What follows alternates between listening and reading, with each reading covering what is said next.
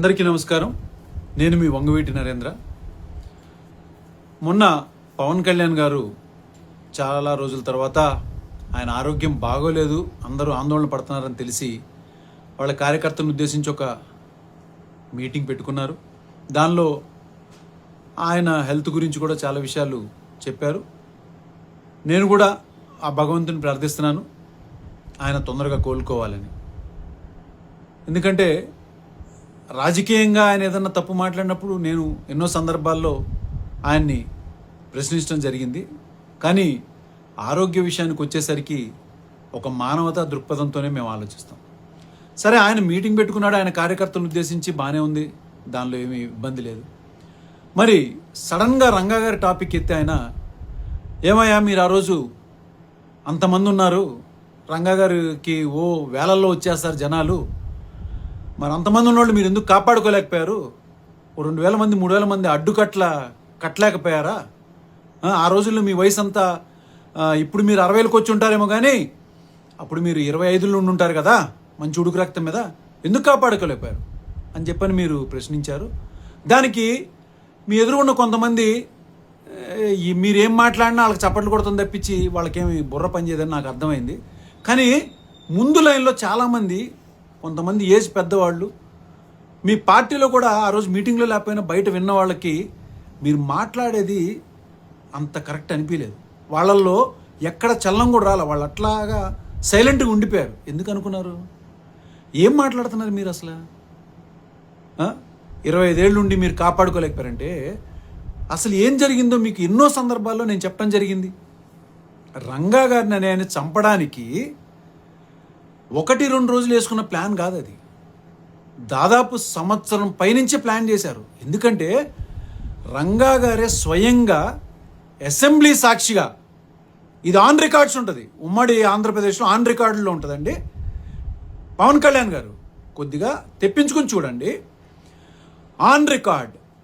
ముఖ్యమంత్రి అప్పుడు ఎన్టీ రామారావు అసెంబ్లీలో కూడా ఉండగానే ఆయన అసెంబ్లీ సాక్షిగానే ఆయన చెప్పిన సమాధానం ఏంటిదో తెలుసా?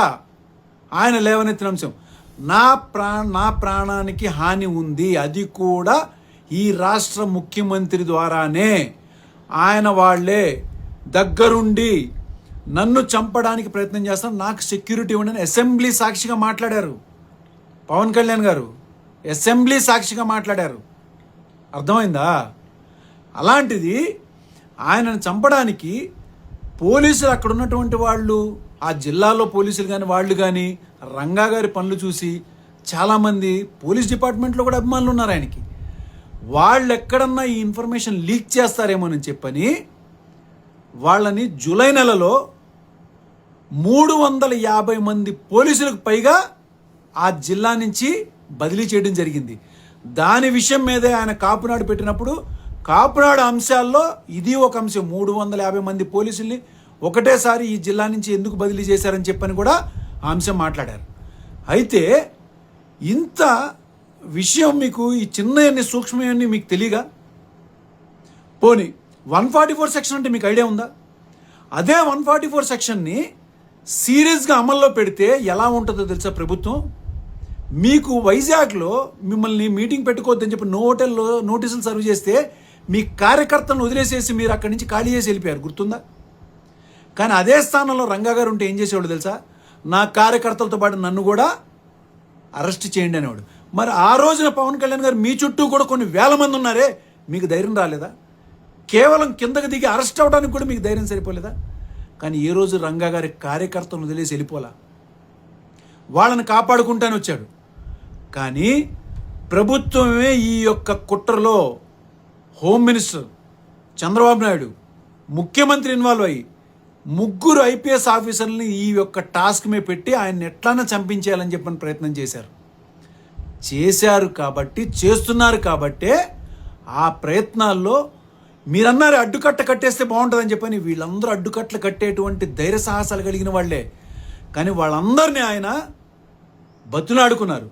ఈ విషయం నేనేదో మాటలో చెప్పడం కాదండి, సీనియర్ నాయకులైనటువంటి ఉండవల్లి అరుణ్ కుమార్ గారిని, ఇంకా సీనియర్ చాలామంది నాయకులు కూడా చెప్పారు.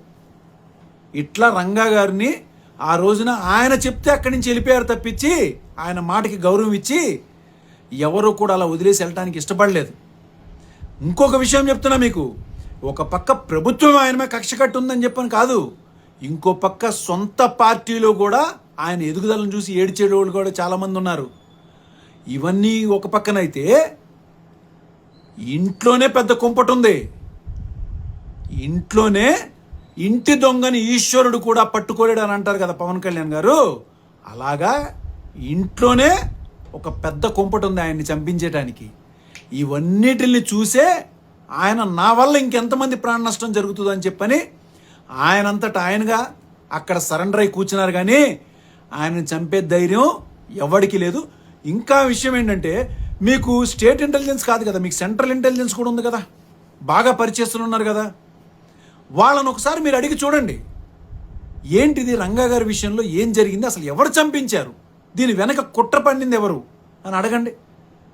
అప్పుడు కన్నా మీకు అర్థమవుద్దేమో మీరు ఎలాంటి వ్యక్తులతో మీరు సంధి కుదుర్చుకుని మీరు కూటమిలో ఉన్నారు, ఎవరికి మద్దతు ఇచ్చి మీరు అధికారం ఇచ్చారు అనేది కనీసం ఇప్పుడు కన్నా మీకు తెలుస్తుందని చెప్పని నేను భావిస్తున్నాను.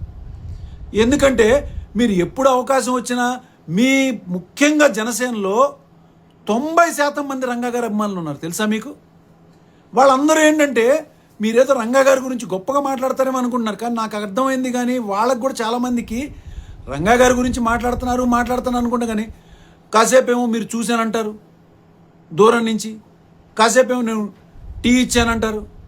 అసలు రంగా గారికి టీ అలవాట్లేదండి. ఇది ఏదో ఇంట్లో సొంత మనుషులకు కాదు, రాష్ట్రం మొత్తం తెలుసు. అలాంటి ఒక గొప్ప వ్యక్తిని చంపించడానికి ఎన్ని కుట్రలు పన్నారో, ఆ యొక్క పర్యవసానం తర్వాత ఆ ప్రభుత్వం కుప్పకూలిపోయింది తెలుసా మీకు. పోనీ మీరు అభిమానం ఉందనుకున్నాం మీకు రంగా గారి మీద. ఏ రోజున ఇప్పుడు దండేశారా? మీరే స్వయంగా కాకినాడలో రంగా గారి విగ్రహం పెడుతుంటే, రాష్ట్రం మొత్తం ఎన్నో విగ్రహాలు పెడుతున్నా రంగా గారి విగ్రహం పెడుతుంటే కాకినాడలో సుప్రీంకోర్టు ఆర్డర్ ఉంది, ఈ విగ్రహాలు పెట్టద్దు తీసేయండి అని చెప్పినటువంటి మహా అభిమాని మీరు రంగా గారికి. మీకేం చెప్పాలి చెప్పండి. మిమ్మల్ని చూసి ఇంకా చప్పట్లు కొడుతున్నారు రంగా గారి విషయం చెప్తే. రేపు కొద్ది రోజులు ఆగితే మీ అవసరం కోసమో మీ మైలేజ్ కోసమో రేపు ఇది కూడా అంటారు, రంగా గారితో నేను చాలాసార్లు కలిశాను, మాట్లాడాను చాలా సందర్భాల్లో అని కూడా చెప్తారు మీరు. దయుంచి నేను ఎన్నో సందర్భాల్లో కూడా చెప్పాను, రంగా గారిని చంపడానికి ఒక చిన్నపాటి కుట్ర జరగలేదు. ప్రభుత్వం పూర్తి స్థాయిలో ఒక పేదవాడి గొంతు అసెంబ్లీలో ఇంత ధైర్యంగా మాట్లాడుతున్నాడే, ఇతను రేపు ఇంకా ముందుకెళ్తే ఏ ఆశతో అయితే ఏ ఆశయంతో అయితే మేము తెలుగుదేశం పార్టీ పెట్టుకున్నామో, మా సామాజిక వర్గం మా వాళ్లే బాగుపడాలి అని చెప్పని పెట్టుకున్నామో, దాన్ని కూసాలతో సహా కదిపేసేసేటువంటి శక్తి కలిగిన మహానాయకుడని ఆ రోజు అర్థమైంది. కాబట్టే ప్రభుత్వం ఆ స్థాయిలో చంపించేసింది. ఎంక్వైరీ చేయండి మీరు, మీకు ఇంటెలిజెన్స్ ఉంది. ఇప్పుడు ఇంకా మీరు అధికారంలో కూడా ఉన్నారు, స్టేట్ ఇంటెలిజెన్స్లో కూడా చాలామంది ఉన్నారు. అన్నారు కదా 60 సంవత్సరాలు వచ్చిన వాళ్ళు ఉన్నారు మీరని. ఇంకా ముఖ్యమైన విషయం చెప్పమంటారా, ఆ రోజున రంగా గారితో పాటు పోరాడినటువంటి వాళ్ళందరి మీద అంటే 35 సంవత్సరాల క్రితం పెట్టిన కేసులు, రౌడీ షీట్లు ఇవాళకి కూడా తీయలేదండి. ఇవాళకి అంటే వాళ్ళకి 65-70 సంవత్సరాలు వచ్చినా వాళ్ళ మీద రౌడీ షీట్ అనే ముద్ర ఉంది. ఇవన్నీ మీరు ఇంటెలిజెన్స్ రిపోర్ట్ తెప్పించుకుని చూడండి. మీరు మీ టాపిక్ లేదన్నా మాట్లాడుకోవచ్చు, కానీ రంగా గారి టాపిక్ మాట్లాడేటప్పుడు మీకు ఏదన్నా నిజంగా తెలియకపోతే నన్ను అడగండి, నేను చెప్తా వివరంగా. దీని వెనక ఎంతమంది కుట్ర ఉందో నేను చెప్తా వివరంగా. ఇవాళ ఇంటి దొంగలే ఆయన పేరు చెప్పుకుని అధికార పీఠంలో ఆస్తులు సంపాదించుకుని కూర్చుని ఎంజాయ్ చేస్తున్నారు. దాని మీదే నేను పోరాటం కూడా జరుగుతుంది. నా పోరాటం ఇటు రంగా గారి అభిమానులు కాపాడుకోవటమే కాదు, ఆ ఇంటి దొంగలు ఆ రంగా గారి పేరు వాడుకుని డబ్బు అధికారాన్ని ఎంజాయ్ చేస్తున్నారు. వాళ్ళను కూడా నేను తట్టుకుని వాళ్ళకి కూడా ఎదురు నిలబడి నేను పోరాటం చేస్తున్నాను. కాబట్టి ఈసారి రంగా గారి టాపిక్ నిజంగా మీకు అభిమానంతో మాట్లాడాలనుకుంటే మాత్రం ఒకసారి నాకు మనం కూర్చుందామండి, కూర్చుని మాట్లాడుకుందాం. ఎందుకంటే మీరు అనుకుంటున్నారు కదా 144 సెక్షన్ అనేది ఎంత పవర్ఫుల్గా అమలు చేస్తారో, అది మొదలుపెట్టింది తెలుగుదేశం పార్టీ వాళ్ళే. తెలుగుదేశం పార్టీ ఆ రోజు అలా మొదలుపెట్టి ఎంతోమందిని అరెస్ట్ చేసి భయపెట్టారు. అదే పద్నాలో మిమ్మల్ని కూడా ఇబ్బంది పెట్టారు, జగన్మోహన్ రెడ్డి గారిని కూడా ఇబ్బంది పెట్టారు. ఆయన ప్రచారంకి వెళ్తుంటే 2014లో వాళ్ళు అధికారంలో ఉన్నప్పుడు ఆయన ఎయిర్పోర్ట్లో కానీ ఇబ్బందులు పెట్టడం కానీ అవన్నీ జరిగింది. మీకు కేవలం ఆ హోటల్లో నోటీస్ ఇస్తేనే మీరు అక్కడి నుంచి ఖాళీ చేసి వెళ్ళిపోయారు. అది పోలీసుని అధికారాన్ని వాడుకోవటం అంటే అది కేవలం అడ్డదారిలో కుదిరింది తెలుగుదేశం పార్టీ వాళ్ళకి మాత్రమే. కానీ మీరు వాళ్ళతో జత కూర్చున్నారంటే మీకు శతకోటి దండాలు. కానీ దయించి రంగా గారిని గురించి మాట్లాడేటప్పుడు మాత్రం నన్ను ముఖ్యంగా మీరు కలిసి మీరు ఏదన్నా మాట్లాడండి. నమస్కారం.